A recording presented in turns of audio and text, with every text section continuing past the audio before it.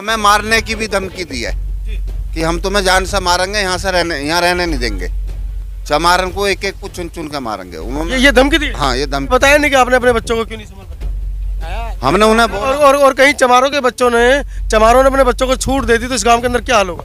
फावड़ा निकल गया सीधा, मेरा फावड़ा मारा पीछे, एक मेरा कमर।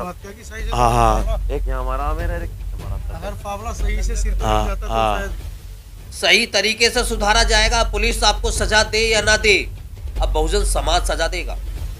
एक एक को चुन करके चिन्हित किया जाएगा और उसको सजा देने का काम अब बहुजन समाज करेगा।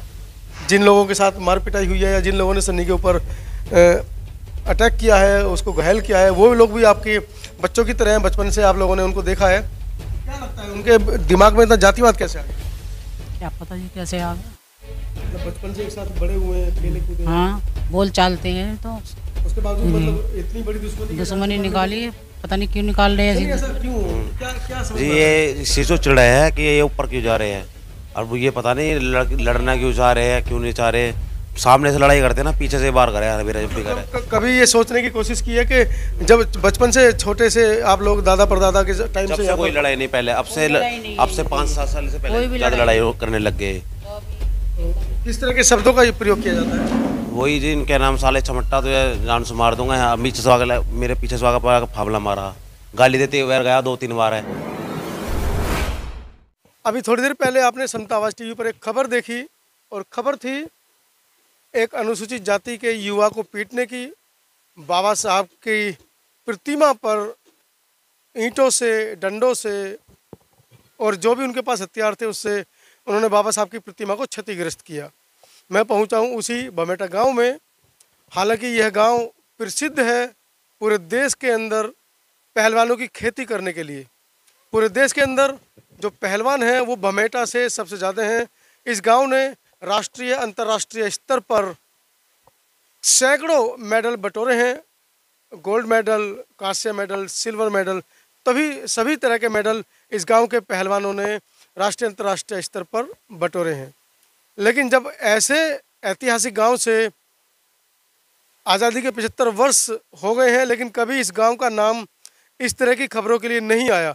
हाँ, छुटपुट की खबरें हुई हैं, बच्चों में लड़ाइयाँ होती हैं, उसको हम भी नज़रअंदाज कर देते हैं। लेकिन इस ऐतिहासिक गांव में, जिस गांव का नाम अंतर्राष्ट्रीय स्तर पर है, उस गांव से जातिवाद की खबरें आती हैं, जातीय गाली देने की खबरें आती हैं, और जाति के आधार पर मारपीट की खबरें आती हैं। और पूरे विश्व में बड़े श्रद्धा के साथ लोग नमन करते हैं परम पूज्य बोधिसत्व बाबा साहब अम्बेडकर जी।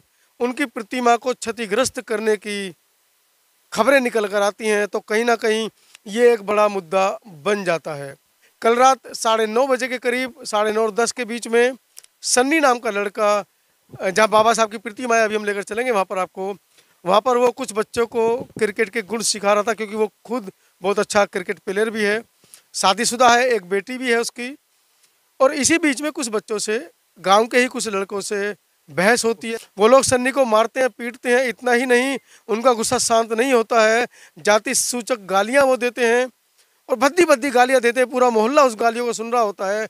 लेकिन क्योंकि वो 5-6 लोग थे, उन 5-6 बदमाश गुंडों के बीच में जो आसपास के जो घर वाले लोग हैं, सीधे साधे लोग हैं, ग्रामीण क्षेत्र के लोग हैं, वो डर जाते हैं। कोई सन्नी को बचाने आगे नहीं आता है। सन्नी बड़ी मुश्किल से वहाँ से भागता है और अपनी जान बचाता है। लेकिन इन जातीय आतंकी गुंडों का जो गुस्सा है वो शांत नहीं होता है। वो सीधा सामने बाबा साहब की जो प्रतिमा है, जो 4 दीवारी है, एक कमरा है जिसमें यहाँ के जो क्षेत्रीय लोग हैं बाबा साहब को नमन करते हैं, मोमबत्ती जलाते हैं, उन पर पुष्पांजलि करते हैं, या जो इनके साप्ताहिक कार्यक्रम है वो वहाँ पर करते हैं अनुसूचित जाति के लोग। तो वो गुस्से में बाबा साहब की प्रतिमा पर ईंटें बजाते हैं। आपने वीडियोस देखी हैं, वहाँ पर टूटी हुई ईंटें पड़ी हैं, वहाँ पर बाबा साहब की क्षतिग्रस्त प्रतिमा आपने देखी वीडियो के अंदर। और सारी बातें मैं आपको बता चुका हूँ कि किस तरह पुलिस ने तुरंत 3 आदमियों को गिरफ्तार भी कर लिया। भीम सेना और भीम आर्मी के पदाधिकारियों ने, बहुजन समाज पार्टी के पदाधिकारियों ने इस मामले में हस्तक्षेप किया है। मेरे पीछे जो आप घर देख रहे हैं वो सन्नी का घर है, और चलते हैं, थोड़ी देर में सन्नी से मिलाएंगे, पूछेंगे क्या है पूरी जानकारी, क्यों उनको जातिगत शब्दों का उनके ऊपर जातिगत शब्दों को कहते हुए उनके साथ मार पिटाई की गई, क्यों बाबा साहब की प्रतिमा को तोड़ा गया। और उसके साथ ही साथ हम दूसरे पक्ष का भी बयान लेंगे और जानने की कोशिश करेंगे ऐसी कौन सी जातीय दंश है जो उन्होंने सीखा है इस ऐतिहासिक गांव में, जिस गांव का नाम अंतर्राष्ट्रीय स्तर पर बड़े सम्मान के साथ लिया जाता है। सन्नी के कुछ परिवारजनों के साथ बैठा हूं और जानते हैं किस तरह का मामला है, सन्नी ने क्या बताया, पुलिस रिपोर्ट में क्या खुलासा हुआ है, किस तरह का पूरा मामला था। परिचय दीजिए अपना। मैं सनी का पापा हूँ जी। अच्छा, हाँ जी। तो क्या मामला था, क्यों इतना बेरहमी से उसको पिटाई की गई? ये ऐसा हुआ था, कुछ जो पहले प्रधान थे वो आए थे वोट वोट के चक्कर में, तो वहाँ मीटिंग हुई थी।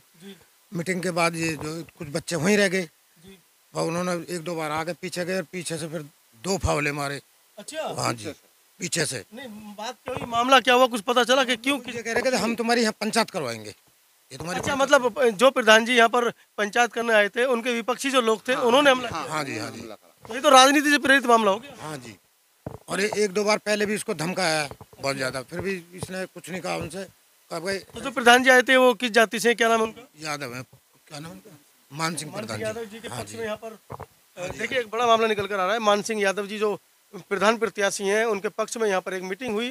हालांकि जितने भी प्रत्याशी हैं वो सब यहाँ पर आएंगे क्योंकि इस समय चुनावी माहौल है। जैसे मैंने अपनी पहली खबर में बताया था कि सीमा पर हलचल है तो देश में चुनाव है, यहाँ पर भी चुनाव है। तो जितने भी प्रत्याशी हैं वो सभी वोट के लिए इन हरिजन बस्तियों में, चमारों की बस्तियों में, जाटवों की बस्तियों में जाएंगे और वोट बटोरने का नाटक करेंगे। अब ये इस समाज को सोचना है कि इतनी प्रताड़ना झेलने के बाद, इतना घृणित काम होने के बाद, इतनी मार पिटाई के बाद क्या ये अपना प्रत्याशी खड़ा करेंगे या जैसे 75 साल से राजनीति होती आई है वैसे करेंगे। भाजी क्या बताया सनी ने? सनी ने बताया था कि मैं मोटरसाइकिल पे घर आने के लिए खड़ा था, पीछे ऐसे पीछे से यार 2 फावले मारे खोपड़ी में, कुछ भी कोई बात नहीं, सीधा फावला मारा। ये गिर गया, बेहोश हो गया। उठ के इसने फिर पटिया उठाई, उधर मारी फेंक के वो बच के चला गया। और इसको फिर 5 लोगों का नाम आ रहा है, 5 लोगों के सामने अकेला बच्चा क्या करे? हाँ, क्या करे, कुछ नहीं कर पाए। तो अभी क्या पुलिस कार्रवाई में क्या हुआ है? पुलिस कार्रवाई में एक जिसने मारा था वो तो जेल चला गया, ठीक है, और के जिनके नाम लिखे हुए उनके अब लग रही है कार्रवाई हो रही है। चलिए ठीक है। सन्नी आ गए हैं, सन्नी से बात करेंगे। युवा है और युवाओं में जोश है और बहुजन समाज के युवा में तो जब से वो संविधान को पढ़ रहे हैं और बाबा साहब को जान रहे हैं तो उनमें जोश होना स्वाभाविक है। सन्नी पहले तो अपनी चोट दिखाइए और कितने टाँके सिर में आए हैं? टाँके तो अभी उसमें 2 टाँके आ रही है। अच्छा, मतलब क्या पूरा मामला था? आपके पिताजी से हमारी बात हुई, वो कह रहे हैं कि पीछे जाके फावड़ा मार दिया। उससे पहले कुछ कहासुनी हुई थी? उससे पहले क्या, जो हमारे गाँव में प्रधान आया वोट मांगने के लिए, तो उस दौरान वो भी वहीं खड़ा आया। अच्छा, तो उस बीच में उसे करा, साले तुम्हारी पंचायत मैं करवाऊंगा यहाँ। और जब प्रधान जाने के बाद तो 2-4 पहले निकलती बढ़ती पहले गाली वाली दी उसने मेरे को, तो मैंने इग्नोर मार दिया, मैंने चल छोड़। तो उसके बाद फिर दोबारा आया, गाली वाली देने लगा। तो उसके चाचा, क्या नाम है उनका, सतवीरपुरी क्या नाम, मंदारी सु गई मैंने, मन की तुम्हारा यू ऐसा गाली दे रहा मुझे बार बार आ गए। तो कोई बात ना, कुछ ना कहने का, पीरा किया उन्हें। तो फिर 5 मिनट बाद ही फावले निकल गया, सीधे मेरा फावला मारा पीछे, एक मेरे कमर। हाँ, एक यहाँ मारा मेरा, एक पीछे मारा। अगर फावड़ा सही से सिर पर हाँ, लग जाता तो हाँ, शायद उसके तरफ से मारा था, रिवर्स उल्टी की तरफ से। तो फिर क्या अब क्या कार्रवाई है? कार्रवाई क्या हमने हुआ उसके बाद फिर? उसके बाद जी इन्होंने हमारी बाबा साहब की मूर्ति तोड़ दी। किस जाति से आते हैं लोग? ये ब्राह्मण जाति से आते हैं। अच्छा, पूरी ये ब्राह्मण जाति से मतलब जो 5 लड़के हैं 5 ब्राह्मण जाति से? हाँ, एक ही परिवार से है। अच्छा, पूरी बोलते, पूरी गोस्वामी ब्राह्मण जाति से हैं। अच्छा, तो यहाँ पर ब्राह्मण वर्सेस जब चमार चल रहा है, तो अभी क्या पुलिस ने कार्रवाई की है? पुलिस ने भी पूरी कार्रवाई करी है। एक तो जेल चला गया, बाकी और सब घर छोड़ के भागे हुए हैं इधर उधर। और अभी क्या नाम है, मतलब छानबीन कर रहे हैं, मतलब जो भी है। अभी हमारी SC एक्ट जो लगी हुई है ना, वो पूरी हो जाएगी तब इन्हें पकड़ेंगे। SC एक्ट लगाया है।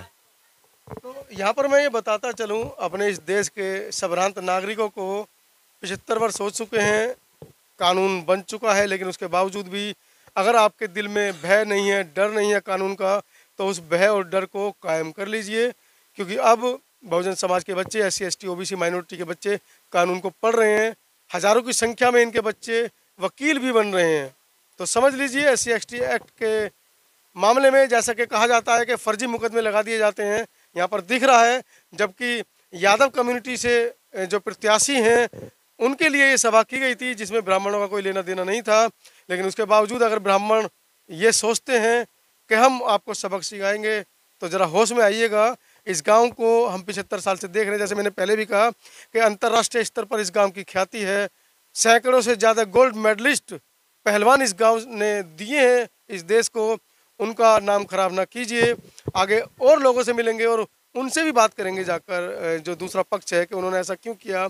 उनके परिवार के लोगों से बात करेंगे कि आपके बच्चों में जातिवाद का जहर कहाँ से आया या सिर्फ राजनीति ही करना जानते हैं।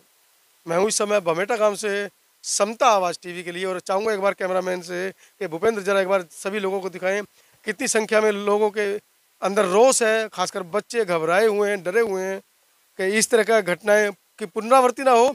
उसके ऊपर यहाँ पर विचार विमर्श चल रहा है और ऐसा सुनने में भी आ रहा है कि जो आरोपी हैं जिनको जेल भेजा जा चुका है, चिन्हित किए जा चुके हैं, उनकी तरफ से, उनके परिवारों की तरफ से भी यहाँ पर बिचौलिया या मांडवाली करने का आरोप लगा रहे हैं लोग कि उनकी तरफ से लोग आ रहे हैं मारने की धमकी। जी जी जी बताएं। बावजूद उन्होंने हमें मारने की भी धमकी दी है कि हम तुम्हें जान से मारेंगे, यहाँ रहने नहीं देंगे।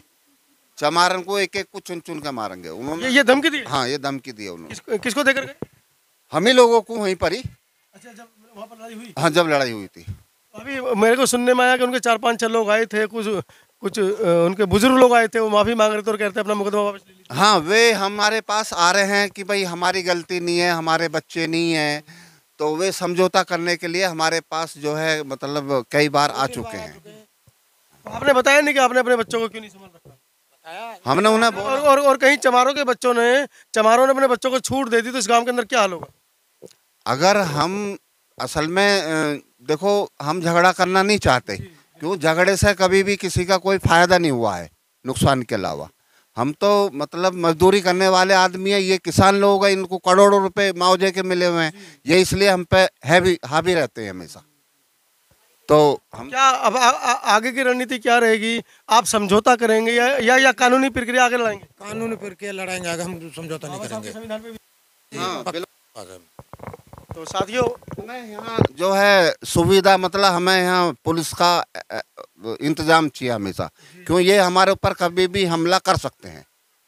एक तो डर मैंने आपको दिखाया था कि चुनाव है, पुलिस ने रातों रात प्रतिमा को बदल दिया और 3 आरोपियों को गिरफ्तार करके एक को जेल भी भेज दिया है, 2 के शायद चालान कट रहे हैं या कुछ प्रक्रिया पुलिस की है। 2 आरोपी वांछित हैं, उनको भी जल्द ही पकड़ लिया जाएगा। तो एक अदम गोडवी साहब की एक कविता मुझे याद आती है, आओ तुमको ले चलूं चमारों की गलियों में। तो ये वो चमारों की गलियां हैं जो अब सुनसान नहीं हैं, डरपोक नहीं हैं, अपने हक अधिकार के लिए लड़ना जानती हैं। इस खबर को आप किस तरह से देखते हैं? एक बार पुनः मैं कहता चलूं अपने ब्राह्मण समाज को, अपने क्षत्रिय समाज को कि कानून का डर अपने बच्चों के दिमाग में डालिए। कहीं ऐसा ना हो कि उनकी ज़िंदगी जेलों में गुजरे। जैसे अब भाई साहब ने बताया कि वो न्याय की लड़ाई लड़ेंगे, समझौता नहीं करेंगे। तो मुझे लगता है कि जब SC/ST एक्ट इन 5 लड़कों पर लगेगा तो इनकी ज़िंदगी जेल में गुजर जाएगी। माँ बाप तारीखों पर जाते जाते परेशान हो जाएंगे। तो आप भी अपने बच्चों को संभालिए, उन्हें इस देश के अंदर सौहार्द, प्यार, एकता, बंधुत्व के साथ रहने की शिक्षा दीजिए। धन्यवाद।